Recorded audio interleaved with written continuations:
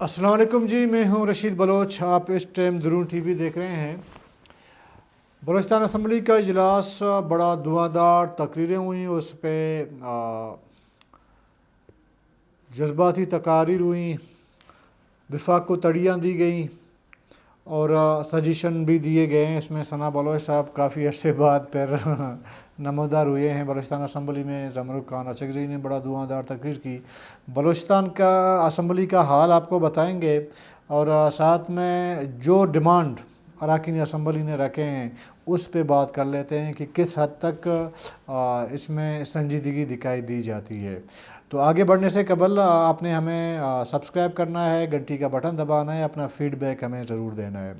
اچھا جی، بلوچستان اسمبلی کا اجلاس کوئی 2 گھنٹے کی تاخیر سے یا 2.25 گھنٹے کی تاخیر سے شروع ہوا ہے کل جب اجلاس بلایا گیا تھا۔ اس سے آپ اندازہ لگا لیں نا سنجیدگی کتنی ہے اراکین اسمبلی کی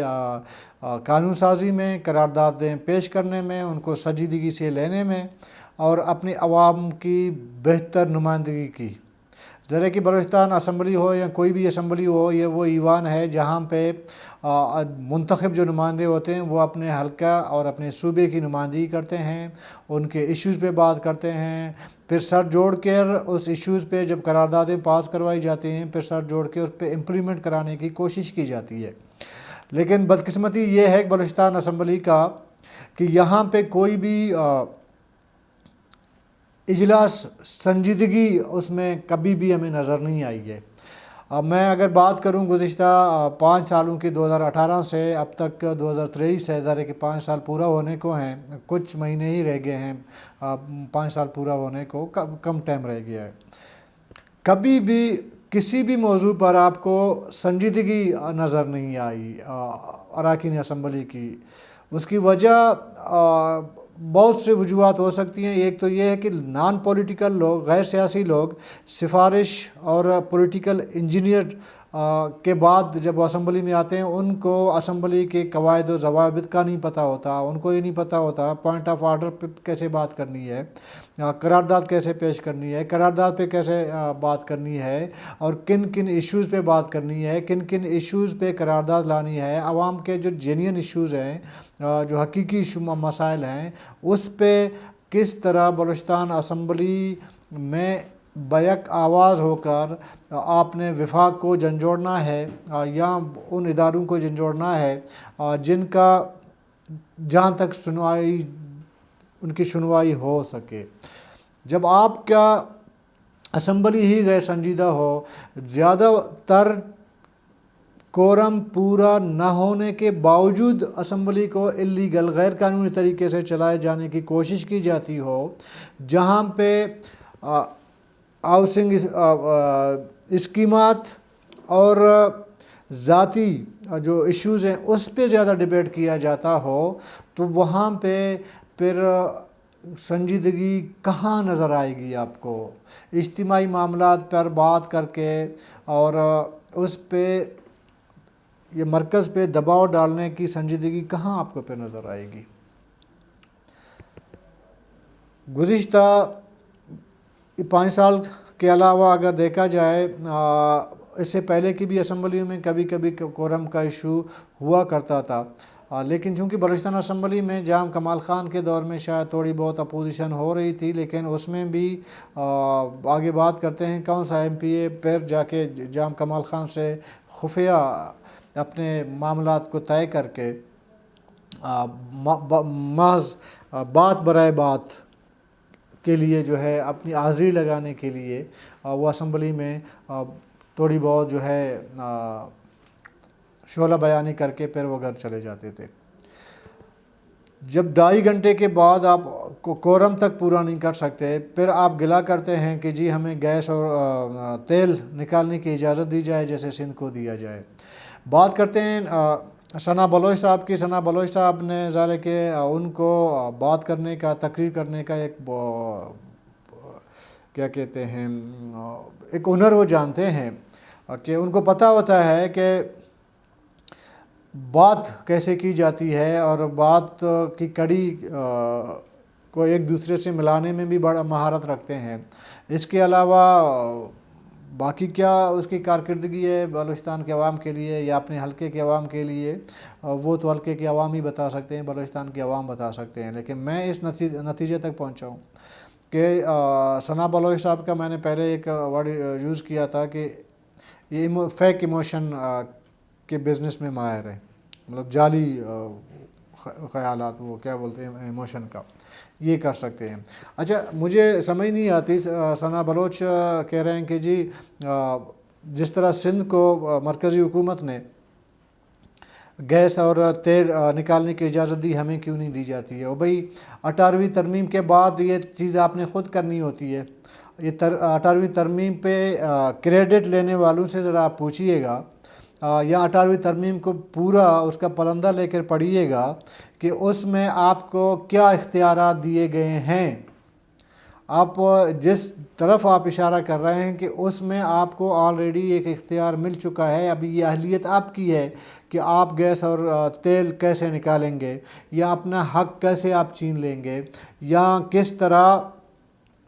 وفاق کے آنکھوں میں آنکھیں ڈال کر آئینی طور پر اس کو بانڈ کریں گے کہ جی آپ یہ کام نہیں کر سکتے 18ویں ترمیم کے بعد، یہ اب کام ہمارا ہے، ہم نہیں کرنا ہے۔ آج تک جب سے 2013 کے بعد 14 یا 15 کو شاید یہ 18ویں ترمیم پاس ہوئی تھی، اس کے بعد آج تک بلوچستان اسمبلی نے اپنے ریسورسز سے متعلق ایک قانون سازی بھی نہیں کی، بلکہ وہ ادارے جو وفاق سے بلوچستان کو اینڈ اوور ہونے تھے، حوالے کرنے تھے، جو حوالے ہو گئے، ان کو بھی صحیح طریقے سے چلانے کی اہلیت نہیں رکھتے آپ بہت سے سیکشن جو ہے وہ مرکز کے پاس تھے، اس میں شیخ زید لیں، چلڈرن ہاسپٹل لیں، بہت سارے ایسے تھے، وہ آپ کے حوالے کر دیا گیا۔ آپ نے اس کا کیا حال کیا ہے؟ سندھ کی آپ نے بات کی کہ سندھ میں میرے کیس میں، آپ اپنا کیس ذرا سامنے لے کے آئے نا، سندھ پہ آپ نے کیا کیس لگایا تھا اور ہائی کورٹ کی ججمنٹ کیا تھی؟ آپ تو وہ کیس ہی ادھورا چھوڑ کے چلے گئے تھے۔ جو کیس آپ نے کی تھی وہ جب آپ اسمبلی میں نہیں تھے، آپ کو ٹائم ظاہر ہے کہ میڈیا میں آنا تھا، آپ نے خود کو نمایاں کرنا تھا، آپ نے ایک کیس لگا لیا اور دوسری طرف آپ نے سندھ کو بلیک میل بھی کرنا تھا نا، تو آپ کیس لے کے آئیں، ذرا وہ کیس کی ایک کاپی تو ہمیں دے دیں کہ اس میں ججمنٹ کیا آئی تھی اور اس کے بعد آپ نے اس کا فالو اپ کیا ہوا، اس کے فالو اپ کا۔ جہاں تک ہماری معلومات ہیں وہ تو آپ نے ایک ڈیل کے تحت وہ کیس ہی ادھورا چھوڑ کے آپ واپس آ گئے، گھر پہنچ گئے۔ وہ ڈیل سندھ والوں کے ساتھ تھی آپ کی، اور اس سے آپ کو کیا مراد ملے؟ بات یہ ہے کہ ابھی یہ جو ایموشن آپ بیچتے ہیں بطور ایک عوامی نمائندے کے، یہ کافی حد تک لوگ سمجھ گئے ہیں۔ آپ اپنے اندر ایک اہلیت پیدا کریں، ادارے چلانے کی اہلیت پیدا کریں۔ آپ کو آلریڈی آئین نے آپ کو ایک گنجائش دی ہے کہ آپ اپنے وسائل، اپنے ریسورسز کی کوچ خود لگائیں، آپ ٹیکنیکل لوگ خود ہائر کر لیں، خود اس کا جو بھی آپ نے تلاشنا ہے آپ تلاش لیں۔ اس کے لیے کم سے کم 18ویں ترمیم کے بعد آپ اس پہ قانون سازی تو کر لیتے۔ سندھ نے تو نیب پہ بھی قانون سازی کروائی تھی، ابھی نیب بھی سندھ نے اپنے انڈر لیا ہوا ہے۔ سندھ کی بات تو الگ ہے، وہ تو ظاہر ہے کہ مرکز میں ہیں، وہ طاقتور لوگ ہیں، وہ اتنے نالائق اہل نہیں ہے کہ 3-4 گھنٹے کے بعد، 2.5 گھنٹے کے بعد بغیر کورم پورا کیے ہوئے وہ اپنی اسمبلی چلا لے۔ آپ کا تو یہ حال ہے۔ سندھ میں چپڑاسی کلاس 4 سے لے کر کلاس 17 تک کی پوسٹیں نہیں بیچی جاتی۔ یہاں پہ یہ بددماغ داغ لگا دیا ہے بلوچستان کے پیشانی پہ انہی عوامی نمائندوں نے، جعلی عوامی نمائندوں نے، جہاں پہ چپڑاسی کی پوسٹ سے لے کر ہر چیز بغیر کمیشن، بغیر پیسے کی نہیں کی جاتی ہے، سوائے 2-4-5 کو چھوڑ کے بلوچستان اسمبلی میں جو لوگ بیٹھے ہیں ان کے۔ میں دعوے سے کہہ سکتا ہوں ثنا بلوچ صاحب، کیونکہ میں اس لیے کہتا ہوں کہ ثنا بلوچ صاحب ہمیشہ کہتے ہیں کہ میں نمائندگی کرتا ہوں پورا بلوچستان کی، ان کے جو تقاریر ہیں ان سے وہ اپنا یہ امپریشن کریٹ کرنا چاہتے ہیں، لیکن ایک سوال میں پوچھنا چاہتا ہوں، آیا خاران میں جتنے آپ کے اسکیمات چل رہے ہیں اس میں آپ کے کک بیک نہیں ہے، اس میں آپ کمیشن نہیں لے رہے ہیں؟ جب بے ایمانی کا لیول اس حد تک ہو، پھر بلوچستان کی بات کرنا، بلوچستان کے عوام کی بات کرنا، پھر جذباتی تقاریر کرنا، جعلی ایموشن ظاہر کرنا، یہ پھر زیب نہیں دیتا، پھر خاموش نہیں رہا جا سکتا اس پہ۔ اچھا، زمر خان اچھگزئی نے بھی بڑا شعلہ بیانی کی، ذرا کہ باقی بات کرنے والے بیچارے بہت کم ہی ہوتے ہیں نا اس اسمبلی میں، 2-4 لوگ ہیں جو بات کر سکتے ہیں۔ تو زمر خان اچھگزئی نے ایک بار پہلے کہا تھا کہ جی اگر ہم وہ NFC ایوارڈ کے ہمارے پیسے نہیں دیے جاتے تو ہم گیس بند کر دیں گے بلوچستان، اور پھر کل بھی انہوں نے کہا تھا کہ جی نہیں، ابھی جو ہے ہمیں 15 ارب روپیہ صوبائی حکومت نے دیا ہے، تو ہم اس کو مطلب پہلے ہم سوچ رہے تھے کہ ہم حکومت ڈیزالو کر دیں۔ بات یہ ہے کہ جی دیکھیں اس وقت مرکزی حکومت بالکل اپنے کمزور ترین پوزیشن میں بیٹھا ہوا ہے۔ آج کے دور میں، آج کی تاریخ میں، اگر آپ اپنی بات نہیں منوا سکتے مرکزی حکومت سے، تو اس سے کمزور پوزیشن پر وفاق میں کبھی میرے خیال میں نہیں آنا ہے، نہ پہلے کبھی آیا ہے نہ ابھی آئے گی، آگے آنے والے وقت میں آئے گی۔ ایک کمزور حکومت سے آپ اپنے NFC ایوارڈ کی آپ کے اپنے بقول کہ آپ کے واجبات ہیں وہ ادا نہیں کر رہی حکومت، تو یہ بھی تو سمجھ نہیں آتی ہے نئے لیے کیا، اس کو کیا کہا جائے۔ اس وقت بلوچستان سے میں پارٹی سے الگ بات کر رہا ہوں کہ کون سی پارٹی ہے، لیکن جو بھی ہے بلوچستان سے ہیں، باپ ہو وہ بھی تو بلوچستان سے ہے، جس طرح بھی آیا ہے، جیسے بھی اس کو جتوایا، لیکن بلوچستان سے ہے۔ باقی جتنی جماعتیں جو مرکز میں ہیں وہ بھی تو بلوچستان سے ہیں، بلوچستان کی ہیں۔ اگر یہ تمام آپ اکٹھے کیوں نہیں ہوتے مرکز پر دباؤ ڈالنے کے لیے، جس طرح سینڈک کی بات، ریکارڈی کی بات کی ثنا بلوچ نے، اس پہ آپ نے کیا دباؤ کیا ڈالا مرکز پہ، کس حد تک آپ منوانے میں کامیاب ہو گئے؟ دراصل آپ کے پاس جو لوگ نمائندہ بن کے جاتے ہیں وہ فیک نمائندے نا قومی اسمبلی میں یا سینٹ میں پیسے دے کے جب جاتے ہیں، تو پھر حال یہی ہونا ہے، پھر رونا دھونا کوئی مسئلے کا حل نہیں ہے، پھر رونے دھونے کا کوئی فائدہ ہی نہیں ہے۔ اس وقت کوئٹہ میں کچرا اٹھانے کے لیے گاڑیوں کو بلدیہ کے پاس، میٹروپولیٹن کے پاس کچرا اٹھانے کے لیے پیسے نہیں ہیں۔ اچھا، جو لوگ ہائر کیے گئے ہیں وہ ڈیلی ویجز پہ ہائر کیے گئے ہیں، کوئی 20-30 ہزار کے قریب ویکینسیز آپ کے پاس خالی پڑی ہوئی ہیں۔ سڑکیں آپ باقی علاقے چھوڑ دیں، کوئٹہ کے اپنی سڑکیں آپ جا کے دیکھیں، ایک سڑک بھی صحیح سلامت نہیں ہے کہ اس میں کوئی ٹریفک جا سکے۔ مجبوری ہے کوئٹہ والوں کے لیے، تو آنا جانا تو موومنٹ تو کرنی پڑتی ہے، ابھی نہیں روڈوں پہ ان کو موومنٹ کرنا پڑتا ہے۔ معاملہ یہ ہے کہ جام صاحب کا دور تھا، جام صاحب نے تمام اپنے فنڈ جو ہے نان الیکٹڈ لوگوں کو دے دیے۔ وہ جتنے کرپشن جام صاحب کے دور میں نان الیکٹیبل لوگ تھے انہوں نے کیے کہ آپ اس کا اندازہ ہی نہیں لگا سکتے۔ اس حکومت میں جتنے MPs ہیں، MNAs ہیں، منسٹرز ہیں، یہ آفیشلی وزیر اعلیٰ صاحب نے خود کہا ہے کہ جی پوسٹیں بکتی ہیں۔ تو اس حکومت میں وزراء کا اور کیبنٹ ممبر کا یہ حال ہے، تو پھر ایسے کسی کابینہ سے، ایسے کسی عوامی نمائندے سے یہ امید رکھی جا سکتی ہے کہ وہ 18ویں ترمیم پہ قانون سازی کروا سکے؟ وہ مرکز کے سامنے آنکھیں ڈال کر،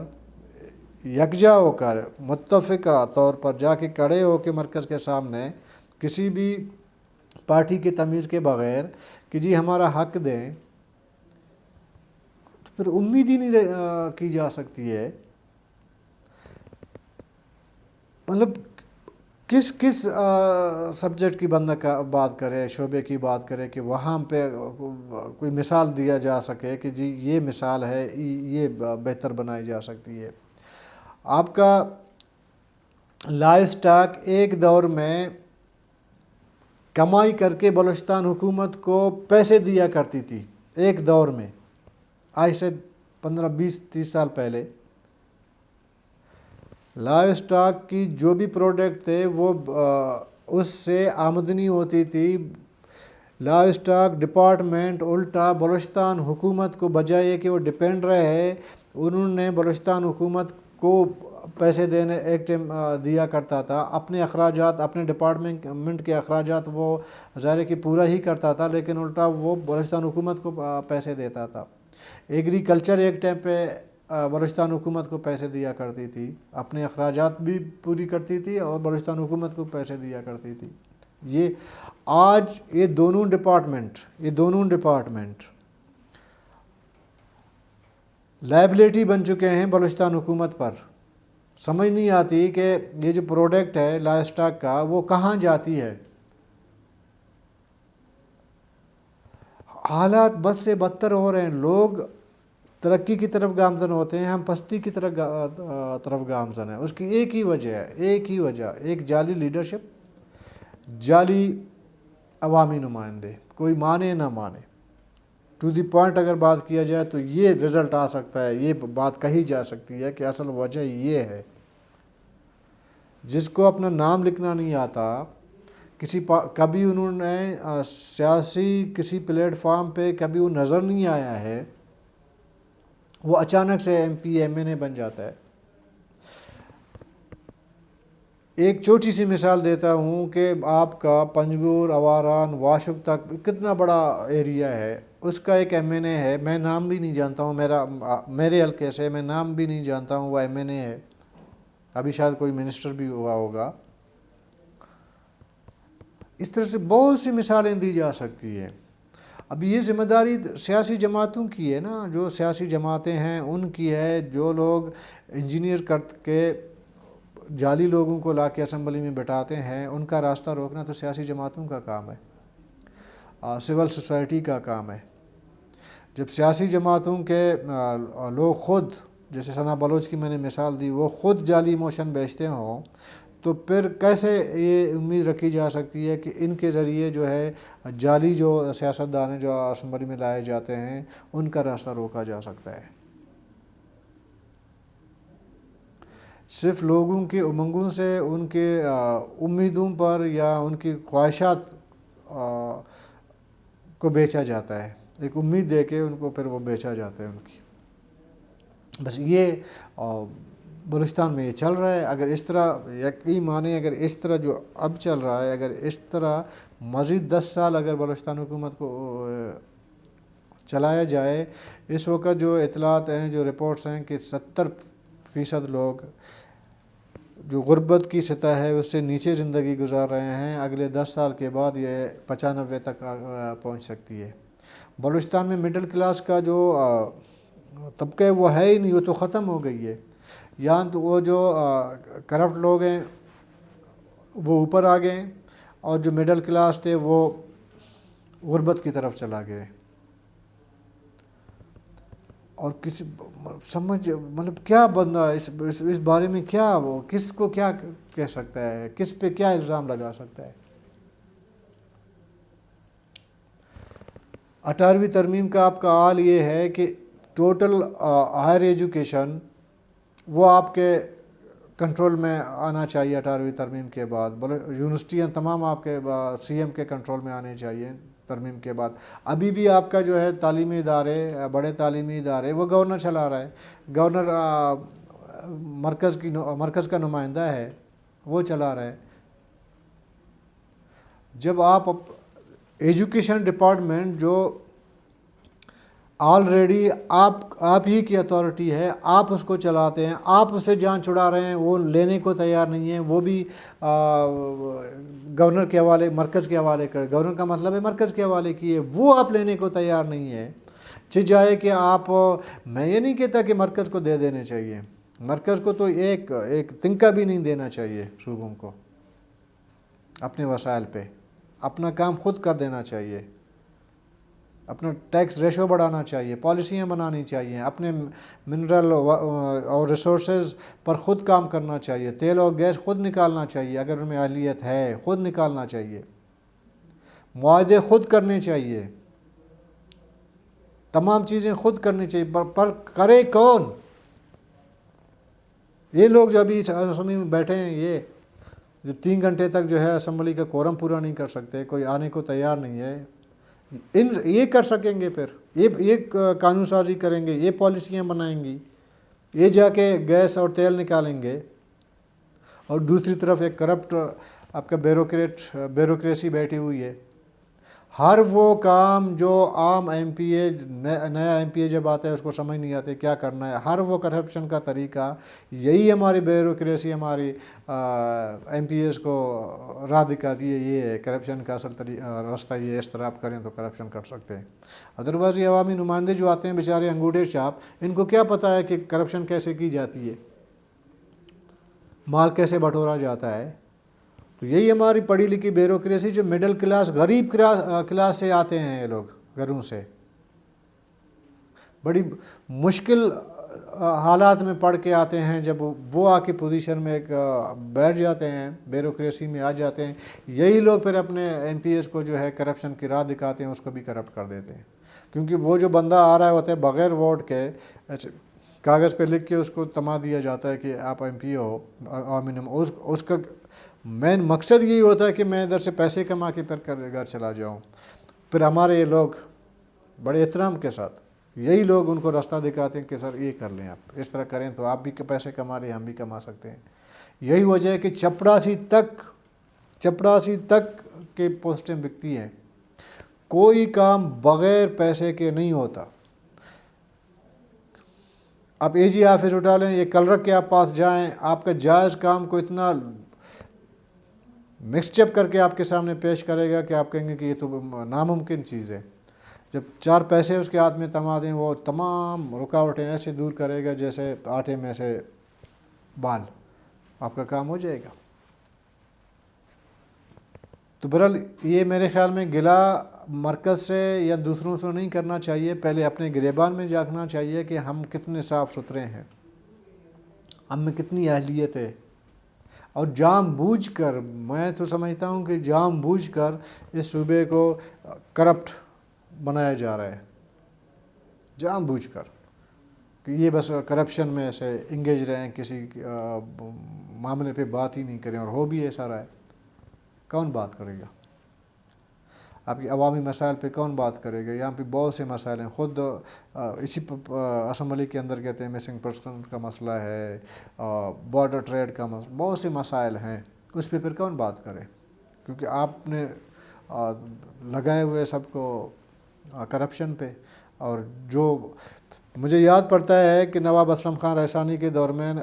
میں یونس ملازی صاحب ایم پی اے بنے تھے، وہ رکشے پہ آئے تھے بلوچستان اسمبلی، تو بڑی خبریں بنی نیوز میں۔ ایک دوست نے کہا کہ جی ابھی نہ دیکھیں کہ یہ رکشے پہ آیا اسمبلی، جب یہ 5 سال کے بعد یہ گھر چلا جائے گا تب دیکھیں کہ یہ رکشے پہ جائے گا یا 10 گاڑیوں کی جرمٹ میں چلا جائے گا۔ اور ہوا بھی ایسے،